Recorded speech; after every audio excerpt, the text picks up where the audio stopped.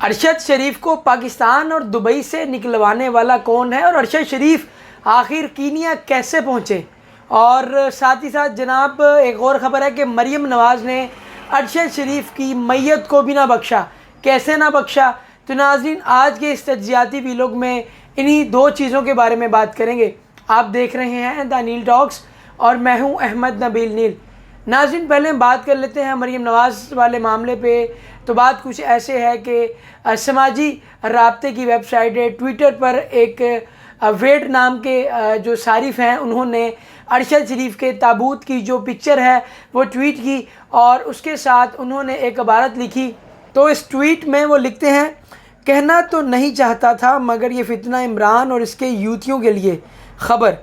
ये एक एंकर कहता था कि नवाज़ शरीफ ने अपनी मरहुमा माँ को पार्सल करके भेजा है। इस एंकर ने बहुत से प्रोग्राम किए जिसमें दूसरों की बीमारी और मौत का मजाक उड़ाया। आज देखें वो वक्त ख़ुद इस एंकर पर आ गया है। तो ऐसा किसी भी एंकर को करना नहीं चाहिए, ये वक्त आप पर भी आ सकता है।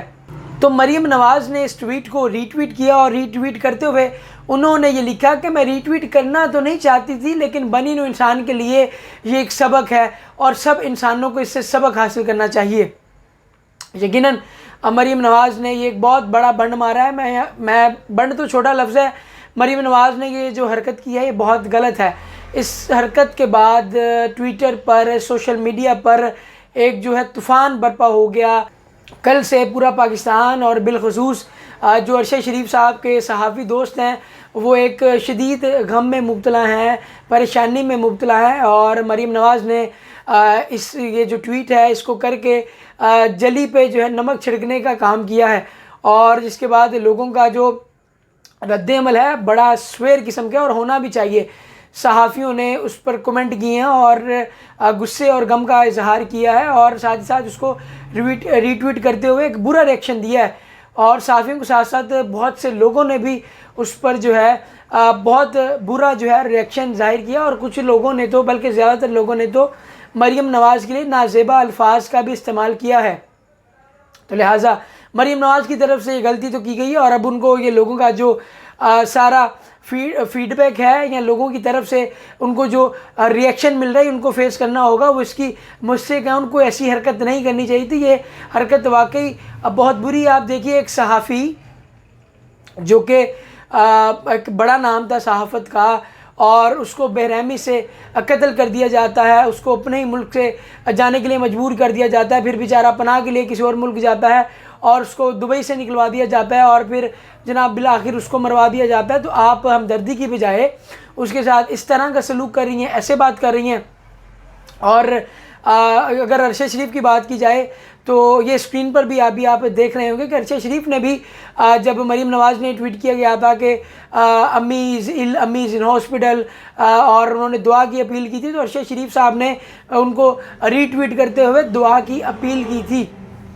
और जब मरीम नवाज़ भी बीमार थी तो उन्होंने तब भी उनकी सेहतयाबी के लिए भी ट्वीट की थी कि अल्लाह उनको जो है सेहत और तंदुरुस्ती अता करे। और लोग इस पर यह भी कह रहे हैं कि ये ज़र्फ़ है मरीम नवाज़ का और ये ज़र्फ़ है अरशद शरीफ का, इन दोनों के ज़र्फ़ में ये फ़र्क है। और अगर मौजूदा अपडेट्स की बात की जाए तो अपडेट्स के मुताबिक आज रात तक जो है तकरीबन 1 बजे करीब जो है अरशद शरीफ साहब की जो डेड बॉडी है वो पाकिस्तान में पहुंच जाएगी और फिर उनकी जो रस्मात अदा की जाएंगी।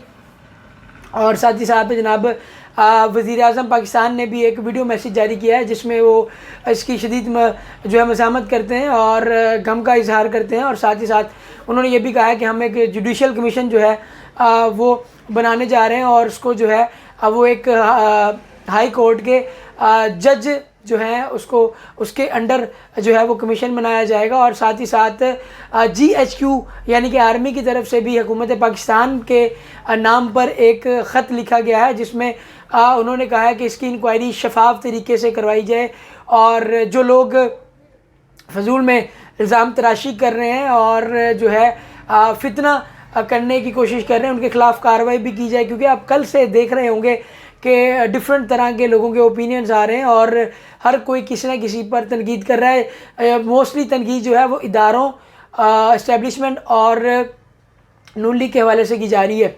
अब अगर बात करें दूसरे मौजू पर कि जनाब अरशद शरीफ साहब जो है वो कीनिया में क्या कर रहे थे, तो हुआ यूँ कि जब पाकिस्तान में उनके जो ज़मीन थी उनके लिए तंग कर दी गई, उनका प्रोग्राम भी उनसे छीन लिया गया, उनको बोलने की इजाज़त भी ना दी गई, और जब उनको डर था कि उनके साथ भी कुछ गलत होगा, वो भी उठा लिए जाएंगे, उन पर भी तशद्दुद होगा, तो वो जो है मुल्क से चले गए थे और दुबई में जाके उन्होंने पनाह ले ली थी। लेकिन पाकिस्तान की हुकूमत ने वहाँ भी उनका पीछा ना छोड़ा और दुबई की जो इंतज़ामिया है उनको मजबूर किया और उन्होंने अरशद शरीफ साहब को कहा कि आप यहाँ से चले जाएं, हम आपको नहीं रख सकते थे, तो लिहाजा दुबई ने भी उनको निकाल दिया।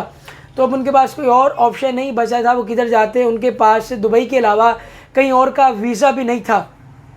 तो कीनिया एक ऐसा मुल्क है जहाँ पर पेपर वर्क जो है वो इतना जो है इसको हैवी मोड पे नहीं देखा जाता, और ये जो वीज़ा वगैरह है ये उस टाइम के उसके बगैर भी आप जा सकते हैं, और ये वीज़े के मामला भी बाद में हल किए जा सकते हैं। तो लिहाजा वो इसलिए कीनिया चले गए थे और वहीं पे 1 महीने से वो पनाह गिज़ीर थे।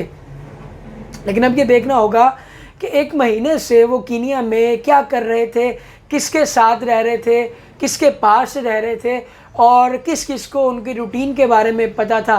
क्योंकि अपडेट्स के मुताबिक ज़्यादातर ये भी यही कहा जा रहा है कि वो वहाँ पर अपने घर में ज़्यादातर रहते थे, तो उस दिन फिर वो कहाँ जा रहे थे, क्यों जा रहे थे, और किसको पता था कि वो बाहर जा रहे हैं।